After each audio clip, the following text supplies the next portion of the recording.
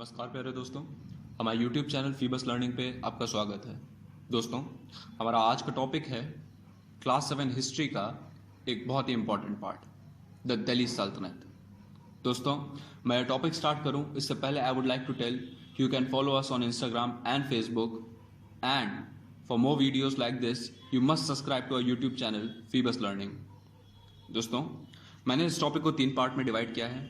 In the first part, I'll be talking about the invasions that occurred in India along with the slave dynasty, the first dynasty of the Delhi Sultanate. Then, in the second part, I'll be discussing about the Khilji and the Tughlaq dynasty, and in the last part, I'll be discussing about the Sayyid and the Lodhi dynasty. So, let's begin. दोस्तों, दिल्ली सल्तनत की नींव किसने रखी, क्यों रखी और कब रखी? These are the 3 most important questions before starting this chapter. We need to think and analyze. और इसका जवाब भी बड़ा सिंपल नहीं कह सकते। क्यों? क्योंकि हम पे 3 इन्वेजन्स हुए। पहला, the first ever Muslim invasion by Muhammad bin Qasim. The second invasion or the first Turk invasion by Mahmud of Ghaznavi. The third invasion or the second Turk invasion by Muhammad Ghori. तो ये कैसे हम लोग इनका introspection अगर किया जाए तो ये क्या थे? कोई भी इन्वेडर इन्वेड करता है फॉर द रिसोर्सेस। उस टाइम लैंड की कमी नहीं थी दोस्तों, land was in a vast extent and a vast amount. उस वक्त कमी थी बुलियन की, gold, and you can search it on internet on any place. India was the richest country then and we had a lot of bullion. तो फिर जो invader होता है, he doesn't want anything from you, he just want 2 things, your bullion and your human resource.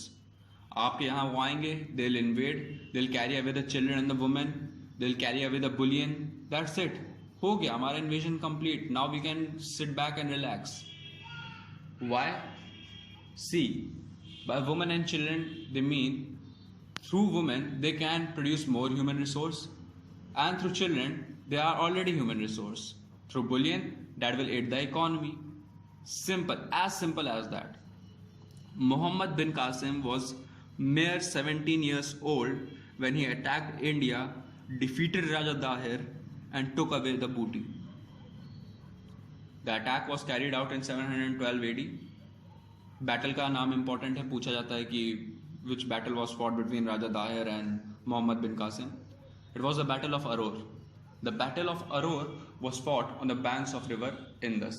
ये भी important है, पूछा जाता है कि on the bank of which river the battle of Aror was fought. The battle of Aror was fought on the banks of river Indus.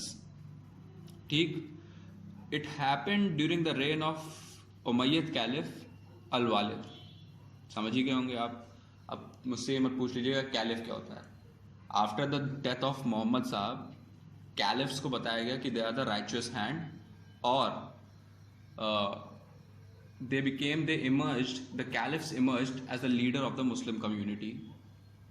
ठीक, उसके बाद हम लोग पे हुआ first Turk invasion during the reign of Mahmud of Ghaznavi. This है my friend, this needs consideration. He was a very able king, a very good administration. I think so he had a brilliant mind.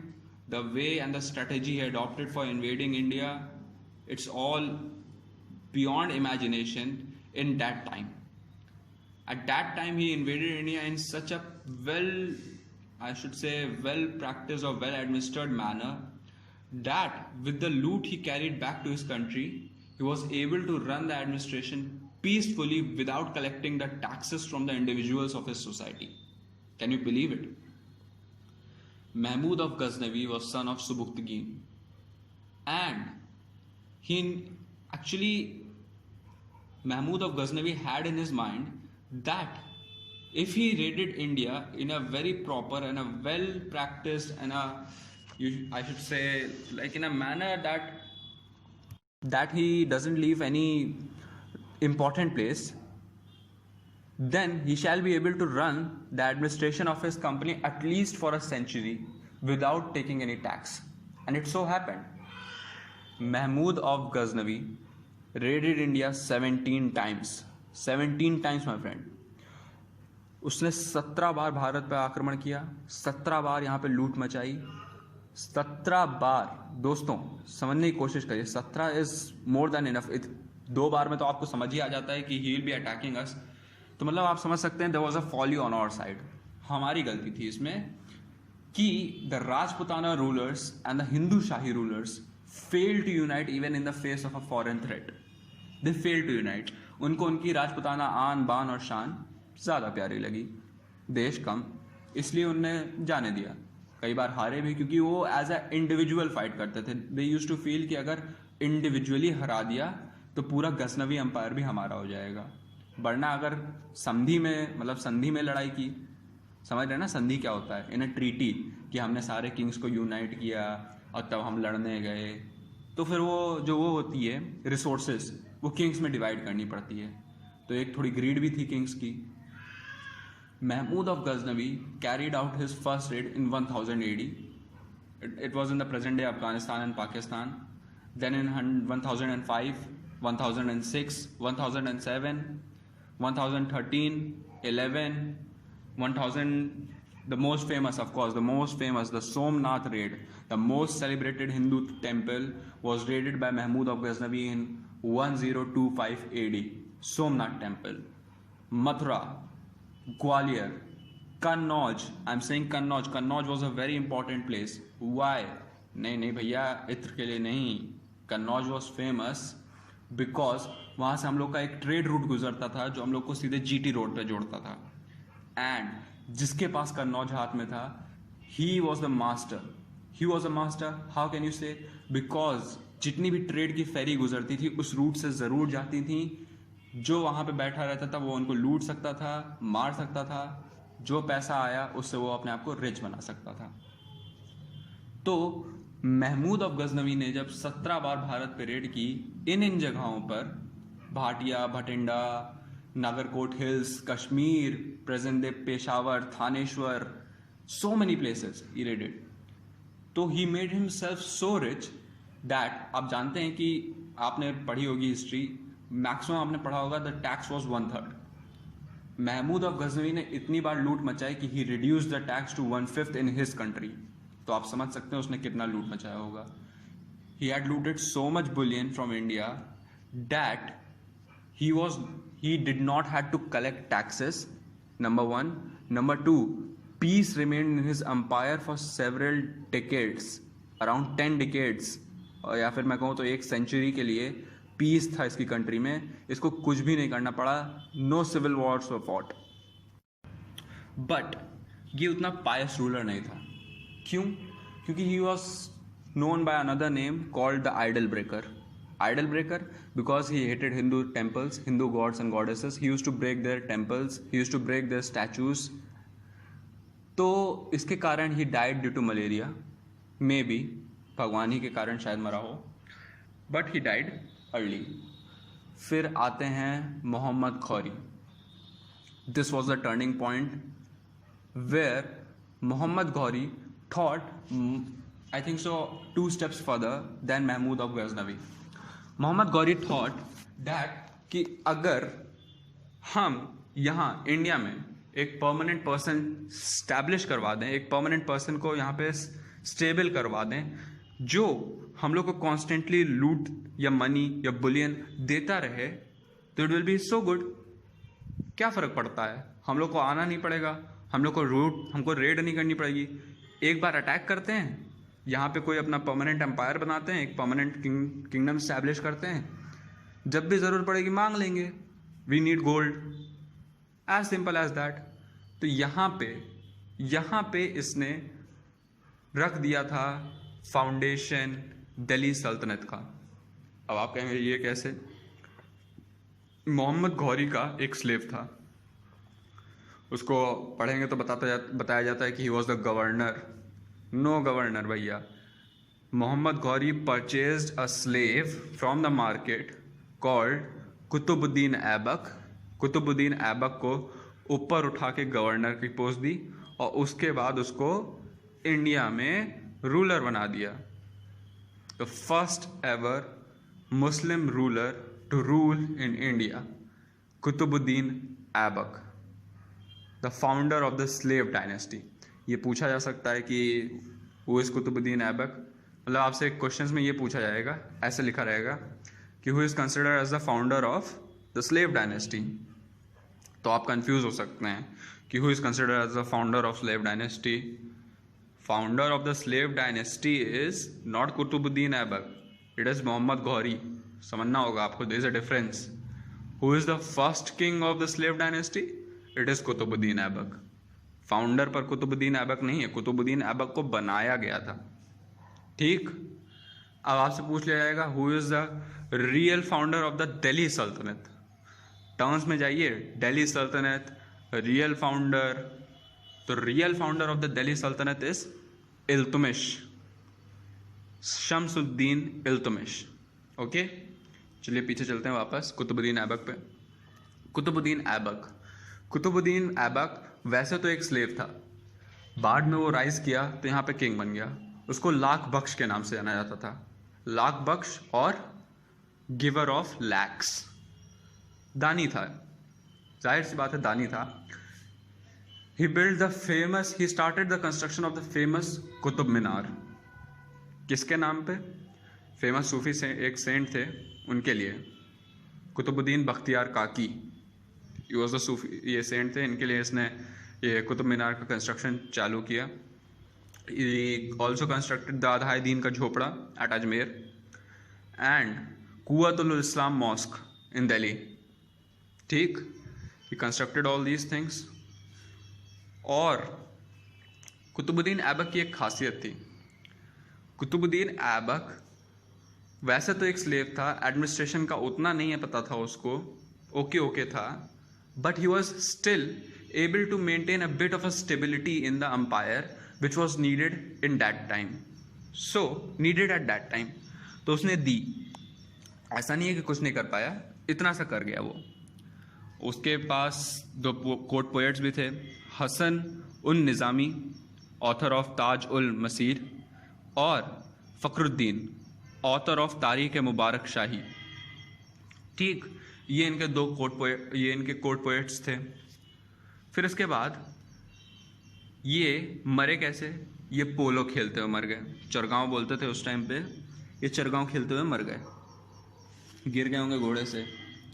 उसके बाद जो इनकी post पे आया था, मतलब ये तो मर गए ये कुतुबुद्दीन ऐबक, इनके बाद आया था आराम बख्श।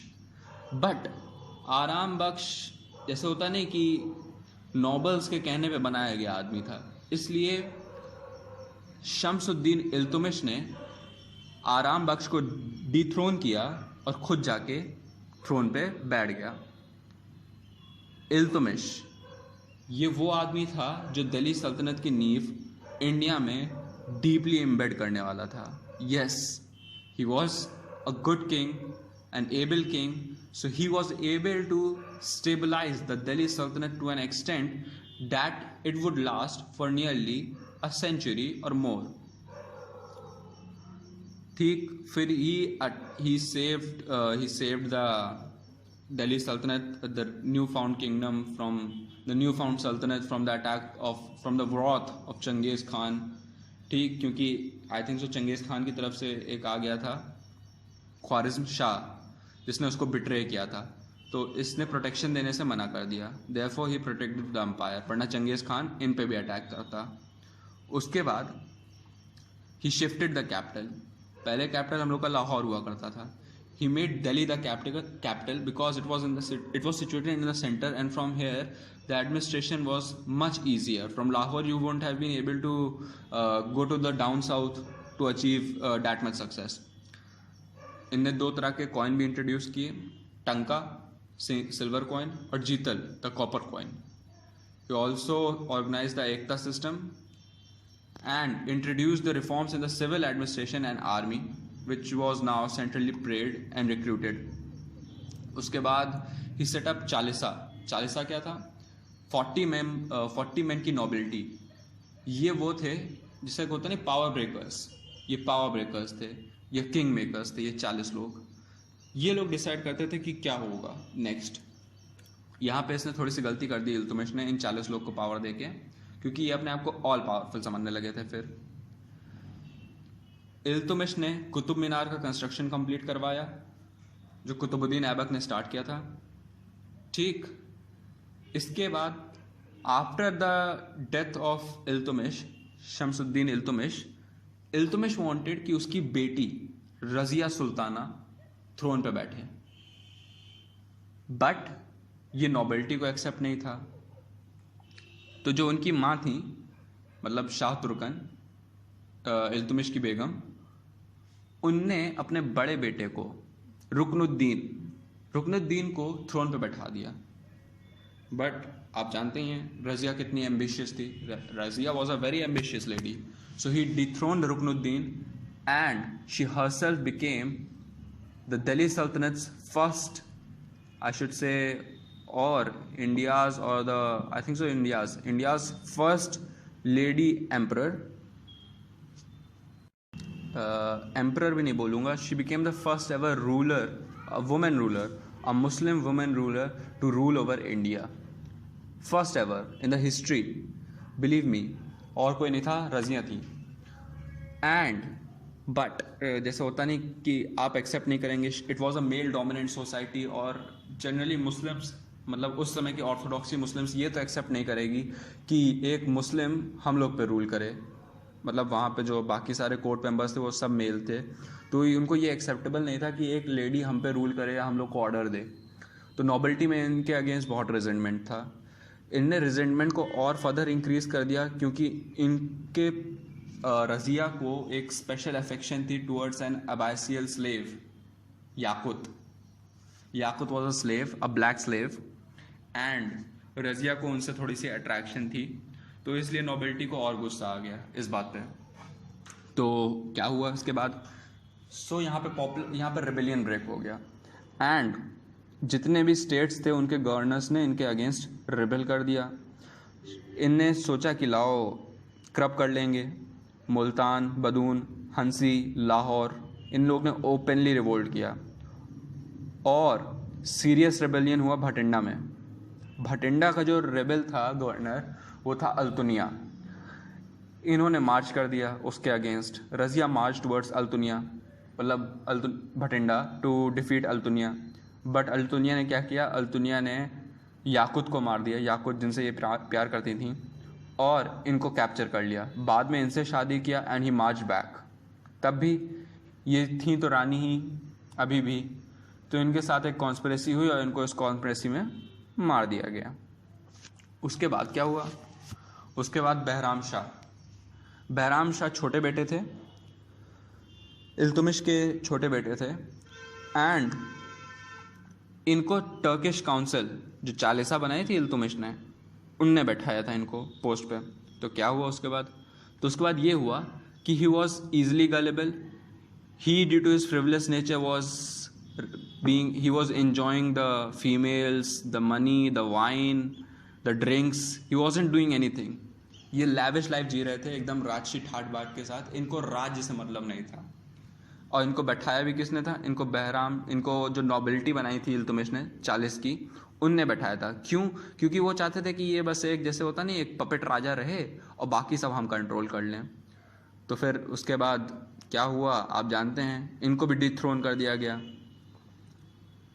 उसके बाद बहराम शाह के डिथ्रोन के बाद मसूद शाह आए, जिनको वो भी बस ऐसे ही थे, ज़्यादा देर टिके नहीं, समझ रहे हैं। इस वक्त ये डिस्टेबिलिटी चल रही थी एम्पायर में। इसके बाद आए नसरुद्दीन मोहम्मद। इनको डारवेसी किंग कहा जाता है क्योंकि बहुत ज़्यादा नोबल थे, बहुत ही ज़्यादा। रिलीजियस ग्रांट्स तुरंत करते थे, टेम्पल्स के लिए दान देते थे, मंदिर्स के लिए टेम्पल्स के लिए, मॉस्क के लिए दान देते थे, बहुत दानी राजा थे। बट आप जानते हैं कि आप अगर किंग हैं तो इतना ज़्यादा वो नहीं होना चाहिए दानी, और इतना ज़्यादा पायस नहीं होना चाहिए। किंग में थोड़ी सी टेंडेंसी होनी चाहिए लड़ाई की, झगड़े की। तो नसरुद्दीन मोहम्मद के बाद किंग आए Ghiyasuddin Balban. Ghiyasuddin Balban was the most able king from the slave dynasty. Iltutmish हाँ अच्छे थे, but Ghiyasuddin Balban from the slave dynasty was the best. From the slave dynasty I am saying. Balban ascended to the throne in 1266. He broke the power of Chalisa. जो चालीसा थे, जो fake Kings और जो puppets Kings appoint कर देते थे Chalisa, the nobility used to consider themselves very strong. They thought that we are the kings and we are the king makers. तो बलबन ये समझ गए थे कि अगर मैं आया पावर में और इनने मुझको डिथ्रोन करने की कोशिश की तो बड़ी गड़बड़ हो जाएगी. तो इनने सबसे पहले क्या किया, as soon as he came to power, इनने तुरंत चालीसा की पावर ब्रेक कर दी. ठीक, नोबिलिटी को ऐसा किया कि उनने नोबिलिटी को अपने पैरों के नीचे ले आए. इनने क्राउन की पावर वापस बताई, कहा कि जो राजा होता है वो राजा ही होता है और जो नोबिलिटी होती है वो नोबिलिटी होती है, तो मेरे नीचे ही रहो तुम लोग. ठीक. He created a strong centralized army to deal with the internal disturbance and to check Mongols who were posing a serious danger to the Delhi Sultanate. He established a military department, Diwan-e-Arz. The Persian court model influenced Balban's conception of kingship. So he took up the title of Zilla-Ilahi. Zilla-Ilahi मतलब shadow of God. इनने nobility को नीचा दिखाने के लिए he introduced the system of Sijda and Paibos. Sijda means prostration before the monarch, आप अभी देख भी पाएंगे ऊपर, और Paibos kissing the feet of the monarch.